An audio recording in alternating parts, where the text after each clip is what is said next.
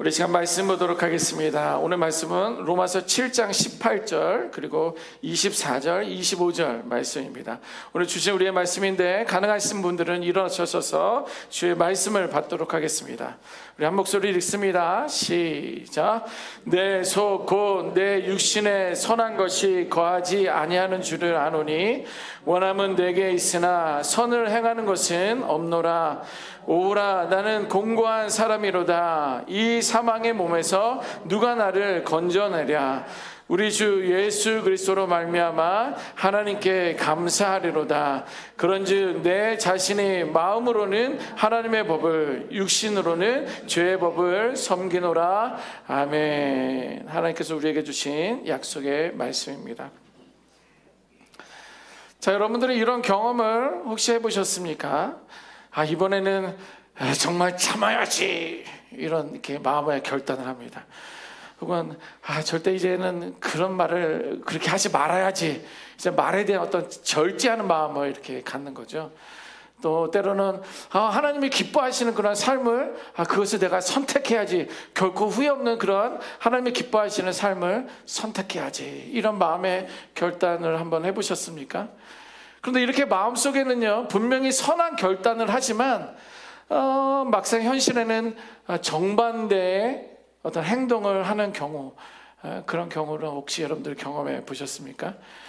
이렇게 마음속으로는 분명히 선한 결단을 하지만 정반대의 어떤 결과를 낳는, 행동을 낳는 그러한 경우들이 우리는 있습니다. 나는 선을 원하지만 실천하지 못하는 내 모습을 발견하기도 하고요. 내가 하나님의 뜻대로 살고 싶지만 본성과 타협하고 있는 나 자신의 모습을 볼 때도 있습니다. 오늘 본문에서 바울은요, 바로 이런 인간의 내면의 갈등을 솔직하게 고백하고 있습니다. 18절에 바울은 이렇게 고백합니다. 나는 선을 원하지만 그것을 행할 능력이 없다, 이렇게 이야기하고 있습니다. 사실 이 고백은요, 도무지 이해가 되지 않을 수도 있습니다. 아니, 목사님, 선을 원하면 선을 행하면 되는 거 아닙니까? 아니, 선을 행하면 되는데 왜 원하지만 행할 수 없다라고 바울은 그렇게 이야기하는 거죠. 여기서 선을 행하지만 행할 수 없다는 이 말은 인간의 의지와 노력으로는 선을 온전히 이룰 수 없다라는 그런 의미입니다. 바울은요, 율법도 알고 하나님의 뜻도 잘 알았던 분이고요, 뿐만 아니라 선을 원하기까지 했었습니다. 그런데 그런 자신 안에 또 다른 힘이 있는데 죄의 법이란 것이 있어요. 율법도 알고 하나님의 뜻과 계획과 방향도 알고 또 내가 선을 행하면서 살고자 하는 그런 마음과 결단이 있는데 또 다른 것이 나를 지배하고 있는데 그것이 죄의 법이라는 거예요. 아니, 그러면 죄의 법이 얼마나 크기 때문에 내가 율법도 알고 하나님의 뜻과 방향도 알고 또 내가 선을 행하고 싶은데 내가 그것을 하지 못하고 있냐는 거예요. 죄의 영향력은 어느 정도냐는 거예요. 오늘 본문에 나오는 육신이란 그 단어는요, 우리의 몸, 이 바디만을 의미하지 않습니다. 이 육신은요, 죄의 지배 아래 있는 인간의 전체적인 본성을 이야기하는 거예요. 꼬집으면 때리면 이런 아픈 어떤 육신의 몸만을 이야기하는 것이 아니라 인간 전체의 본질에 대해서 이야기하고 있는 거예요. 우리는요, 흔히 죄를 나쁜 행동이라 이렇게 생각합니다. 나쁜 행동하면 나는 죄를 지었어, 당신은 죄를 범했어 라고 이렇게 생각하고 있는데요, 바울은 죄를 그렇게 단순하게 가볍게 보지 않았습니다. 죄는 우리의 생각, 또 우리의 감정, 우리의 의지 등에 대해서 존재의 가장 깊은 곳까지 침투해 있는 것을 그는 죄라고 여겼다는 거예요. 그래서 바울은 나는 선을 원한다라는 것을 알면서도 행하지 못한다라고 이렇게 고백할 수밖에 없는 거예요. 죄의 법이, 사망의 법이 이 모든 생각과 마음과 의지를 컨트롤하여서 그걸 하지 못하도록 한다라는 거예요. 그러니까 선한 것보다도 우리의 의지보다도 더 강력하게 작용하는 것이 죄의 법이다는 것입니다. 때때로 사람들은요, 이런 생각을 해요. 그래 우리는 착하게 살아야지, 나는 법 없이도 살았어, 법 없이도 살아야지, 좋은 사람이 돼야지, 이런 생각을 하지만 단순한 선택의 문제가 아니에요. 그래, 이것을 선택하면 뭐 죄를 안 범하고, 이걸 선택하면 착하고 옳고 바라고, 이렇게 쉽게 선택을 하는, 짜장면을 선택할지 짬뽕을 선택할지 쉽게 이렇게 선택할 수 있는 문제가 아니라는 거예요. 왜냐하면 우리의 본질 안에 뿌리 내린 그 지배력이 강력하기 때문에 그렇다는 거예요. 예를 들면 이렇습니다. 어떤 사람이 심각한 병에 들었어요. 그래서 주변에서 보더니, 아, 그런 적 있어. 나도 그거 뭐 밥 잘 먹으면 돼. 또 운동 열심히 하고 식이요법, 이게 식이 조절 잘 해봐. 그러면 괜찮을 거야. 주변에서 이렇게 이야기합니다. 그런데 병이 이미 퍼져 있어요. 그런 노력만으로는 그것이 회복될 수가 없습니다. 그러면 그때 의사를 찾아가서 어떻게 해서든지 그거를 해결하려고 애쓸 거예요. 그것이 바로 무엇입니까? 죄 안에 너무 깊이 들어와 있어서 스스로는 절대 해결할 수 없는 거와 같은 거예요. 예를 하나 더 들어봅니다. 신나게 운전을 하고 있습니다. 신나게 운전을 하고 있는데 25마일 전 이 표지판이 보이는 거예요. 자, 그러면 어떻게 해야 돼요? 속도를 줄여야 돼요. 그냥 지나가십니까, 여러분? 네. 브레이크를 밟고 속도를 줄여야지만이 25마일 존을 지나가는 거예요. 그런데 만약에 브레이크가 고장났습니다. 어떻게 해야 돼요? 브레이크가 고장났습니다. 멈춰야 되는데 70마일에서 25마일로 멈춰야 되는데, 이렇게 마음을 갖는다고 멈춰집니까? 멈춰지지 않습니다. 브레이크가 만약에 고장났다고 한다면 줄이고 싶은 마음이 아무리 굴뚝 같아도 달리는 자동차를 멈출 수가 없습니다. 이것이 뭐예요? 우리가 가지고 있는 죄의 본성은, 내 안에 지배하고 있는 죄의 법은 고장난 브레이크와 같다라는 거예요. 내가 아무리 오늘은 착하게, 오늘은 바르게, 다른 사람들의 몸보다 어떤 롤모델이 돼야지 아무리 갖는다 할지라도 내가 브레이크가 고장났으면 그걸 할 수 없는 거예요. 죄의 법이 고장난 브레이크만큼 강력하다는 것입니다. 그래서 성경은, 바울은 인간의 무능력이다 이렇게 이야기하는 거예요. 이거를 할 수 있는 능력이 내게 없는 거예요. 이것은 내가 컵을 보면서 이걸 들을 수 있는 능력이 나에게는 있는데, 저 컵을 들어서 물 한 잔 마셔야지, 이번엔 결코 마실 거야, 아무리 생각하지만 나의 능력은 이것을 들어서 마실 수 있는 능력이 없는 거예요. 그게 죄의 법의 강력한 파워입니다. 마찬가지로 우리는요, 우리의 힘으로 구원을 절대 이룰 수 없습니다. 왜냐하면 인간의 절대적인 근본적인 무능력 때문에 우리는 그럴 수 없다는 거예요. 성경에는요, 인간의 무능력으로 인해서 범죄한 이야기들이 수없이 나옵니다. 창세기 4장 6, 7절에 보면 작은 분노로 시작됐는데 동생을 죽인 살인사건도 있어요.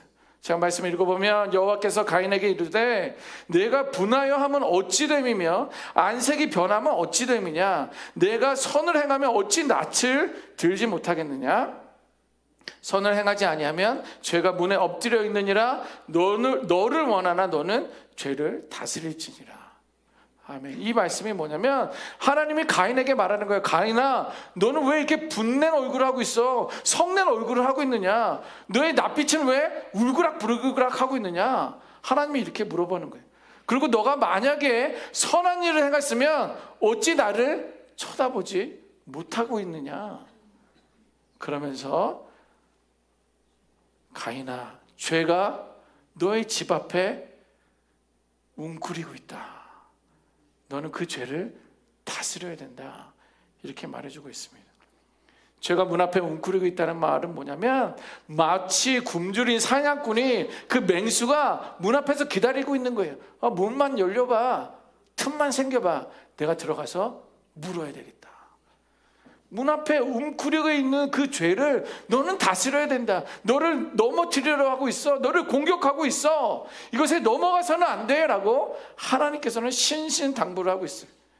그런데 처음에 가인은요, 동생을 시기만 했어요. 시기. 하나님 왜 동생의 재물은 받으시고 내 재물은 안 받으시는 거예요? 동생을 더 많이 사랑하나? 이렇게 왜 나를 더 사랑해야지, 이러면서 동생에 대해서 시기만 했는데요, 결국에는 뭐예요? 죄의 욕망을 이기지 못하고 동생을 죽여요.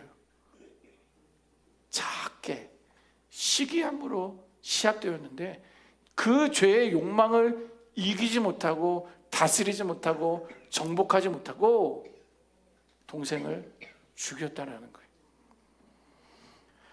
이렇게 죄라는 것은 우리들의 작은 그 분노 혹은 시기 혹은 탐욕 혹은 욕심으로 호시탐탐 노리고 있어요. 아, 의구가 욕심을 부리고 있구나. 아, 의구가 탐욕을 부리고 있구나. 그래 조금만 더 해. 내가 너를 잡아먹겠다. 너를 죄 가운데 빠져뜨리겠다. 사단이 문 앞에서 쭈그리고 있어요. 우리 집만 그런 거 아닙니다, 여러분. 다 여러분들 집 앞에도, 여러분들의 입 앞에도, 여러분들의 생각 앞에도, 여러분들의 마음 앞에도 쭈그리고 있어요. 다윗을 보세요. 밥세바를 범하였을 때 시편 51편 3절에 이렇게 기록하고 있습니다. 물은 나는 내 죄가를 아오니 내 죄가 항상 내 앞에 있나이다. 그 왕이, 그 믿음의 사람이, 의로운 왕이, 하나님 앞에 칭찬받았던 그 왕이 밥세바를 범한 거예요. 그 음란이라는 어떤 죄의 감정에 사로잡혔다가 범한 거예요.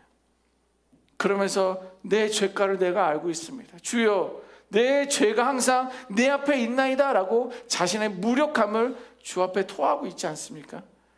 베드로는 예수님을 3번 부인했습니다. 주변에 있는 사람이 물어봐요. 너 예수님과 같이 있었잖아. 예수님 제자잖아. 그런데 내가 예수의 제자야 라고 말하면 그 상황에서 내가 어떻게 될지 모르는 그 두려움 때문에 나 예수 몰라. 아니야, 나 아니야. 너 잘못 본 거야. 이렇게 3번 부인하고 나서 밖으로 나가서 그가 행동은 이런 거예요. 밖에 나가 심히 통곡하였더라. 내가 예수라고, 나의 선생이라고, 내가 수제자라고 그렇게 따라다니면서 마지막에는 궁극적으로 나 예수 몰라 라고 말한 그 말이 얼마나 괴로웠는지 성경은 심히 통곡하였다 라고 말하고 있어요. 그 두려움이, 그것을 이기지 못하고 죄에 씹혀 먹힌 거예요. 욥의 경우, 욥은요 좀 이해할 수 없습니다. 왜냐하면 그는 자신은 의로운 사람이라고 했어요. 또 성경도 그가 의롭다라고 말을 했습니다. 그런데 설명되지 않는 고난이 그에게 다가온 거잖아요. 그래서 삶 자체를 비관을 합니다. 결국 죄라는 것은 뭐냐면 누구라도 언제라도 우리가 덮칠 수 있는 현실이라는 거예요. 죄를 결코 가볍게 여기서는 안 된다는 거예요. 틈만 생겨라. 그것이 무엇이든지 틈만 생겨라. 굶주린 맹수처럼 우리 집 앞에 쭈그리고 있다는 거예요. 그걸 다스려라라고 말해주고 있는 것입니다. 가인처럼 쟤는요 문 앞에 웅크리고 있는 맹수처럼 우리를 삼키려고 하고 있고요. 다윗은 경건했던 그 사람도, 베드로는 예수의 수제자라고 할지라도, 욥처럼 의롭다 할지라도, 인정받는 사람이라고 할지라도 죄와 고난 앞에서는요 무너지고 흔들릴 수밖에 없는 존재라는 것을 우리는 기억을 해야 됩니다. 그래서 성경은요 이사야를 통해서 이렇게 선포하고 있습니다. 이사야 64장 6절 말씀 보니까 무릇 우리는 다 부정한 자 같아서 우리의 의는 다 더러운 옷 같으며 우리는 그 잎사귀 같이 시들므로 우리의 죄악이 바람같이 우리를 몰아간다 이렇게 기록하고 있어요.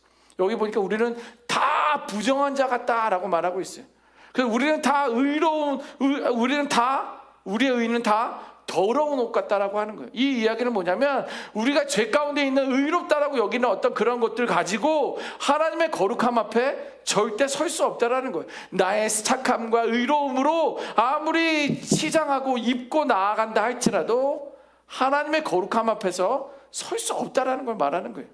그리고 우리는 다 잎사귀 같이 시든다라고 말하고 있어요. 아무리 이쁜 꽃이라도요 한 달이 아니죠. 한 일주일 정도, 열흘 정도 되면 잎이 시들어 버려요. 꺾어진 꽃들은. 그런데 우리는 다 씨들은 잎사귀와 같다 이렇게 이야기하고 있어요. 이거는 뭐예요? 우리의 인간의 전체적인 어떤 존재 자체는 연약한 거다 이렇게 말하는 거예요. 씨들은 나뭇잎이 생생하게 설 수 없다라는 거예요. 그리고 죄악이 바람같이 우리를 몰아간다라고 말하고 있어요. 이 이야기는 뭡니까? 우리가 아무리 바람에 떠밀려 다니는 잎사귀처럼 너희들은 결국엔 멸망할 거고 절망할 거고 파멸할 수밖에 없다 이렇게 말하고 있습니다. 이 정도로 죄는요 우리의 의지보다도 더 강한 힘으로 역사하고 있어요. 다시 한번 이렇게 죄라는 것은 우리의 의지와 열심보다도 더 강한 힘으로 역사하고 있다는 거예요. 이게 죄의 법이라는 거예요. 노력이나 결심만으로는 감정으로는 이 죄를 이길 수 없다라고 성경은 말하고 있어요. 그래서 사도 바울은 오늘 본문 24절에 이렇게 고백하고 있습니다. 이렇게 탄식하여 오호라 나는 공고한 사람이로다. 이 사망의 범위에서 누가 나를 건져내라. 이 본문에 감각이 잘 안 와요. 그래서 현대인의 성경을 막 찾아서 읽어봤습니다. 이렇게 써 있으면 나는 얼마나 비참한 인간인가요? 누가 이 죽음의 몸에서 나를 구해내겠습니까? 내 삶을 보니까 죄가 나를 지배하기 때문에 나는 얼마나 비참한지 누가 나를 구원하겠느냐 이렇게 바울이 탄식하고 있습니다. 그런데 이 탄식에서 끝나지 않습니다. 그 멸망에서 멈추지 않습니다. 오히려 그 절망의 끝에서 바울은 구원의 길을 발견해요. 25절에 바울은 이렇게 외칩니다. 우리 주 예수 그리스도로 말미암아 하나님께 감사하리로다. 아멘. 이것이 부활입니다. 예수의 부활로 인하여 내 안에 죄로 얽매이고 절망 가운데 있을 수밖에 없는 내가 오히려 우리 주 예수 그리스도로 인하여 내가 하나님을 찬양한다, 감사한다. 바울은 이렇게 고백하고 있습니다. 우리의 의지는 죄를 이길 수 없지만 예수님께서 우리를 죄와 사망의 법에서 건져내 주신 줄 믿습니다. 예수님이 우리를 공고한 가운데 찾아오셔서 비참한 가운데 찾아오셔서 우리의 무능력 가운데 찾아오셔서 우리의 절망 가운데 있는 우리를 찾아오셔서 우리의 더러움을 덮으시고 의롭다 여기시고 우리를 자유케 해주신 줄 믿습니다. 그래서 예수님으로 인해서 하나님께 감사하고 바울은 찬양을 올리는 거예요. 로마서 8장 2절 말씀 보니까 이는 그리스도 예수 안에 있는 생명의 성령의 법이 죄와 사망의 법에서 너를 해방하였습니다. 아멘. 부활하신 예수님께서 생명이신 예수님께서 성령의 법으로 말미암아 나를 지배하고 나를 누르고 있었던 죄와 사망의 법에서 나를 건져내었다라고 그 구원의 하나님을 찬양하고 있습니다. 그래서 이것은 성경은 뭐라고 하냐면 하나님의 은혜다 말하는 거예요. 난 그렇게 될 수밖에 없는데 나는 비참한 존재인데 죄와 사망의 법에서 예수의 부활로 통하여 우리를 건져주신 그것을 우리는 하나님의 은혜다 말하고 있습니다. 우리는요 죄의 법 아래에 있었다고 말씀드렸잖아요. 마치 중력과 같은 거예요. 여러분 이 컵 뚜껑을 제가 내려놓으면 어떻게 될까요? 떨어져요? 떨어집니까? 수리 마수리 이거 떨어지네요. 이게 왜 떨어지는 줄 아십니까? 제가 던진 거 아니에요. 이게 왜 떨어진 줄 아세요? 다 잊어버리셨죠? 중력 때문에 그래요. 지구가 끌어당기는 거예요. 중력 때문에. 죄가 그런 거예요. 막 버티려고 해도 죄가 땡기는 거예요. 그러니까 우리는 죄에게 끌려갈 수밖에 없는 거예요. 중력과 같아요. 우리를 넘어뜨리려고 하고 정죄하려고 하고 사망에 계속 끌어당기면서 의구야 계속 끌어당기고 있다라는 거예요. 그래서 우리는 계속 죄에 빠질 수밖에 없다라는 거예요. 그런데 지금 읽은 말씀에 보니까 새로운 법이 작정하기 시작했습니다. 대통령이 바뀌면서 법이 바뀌어가는 것처럼 새로운 법이 작정하게 됐는데 이것은 생명의 성령의 법이다 라고 말씀하고 있어요.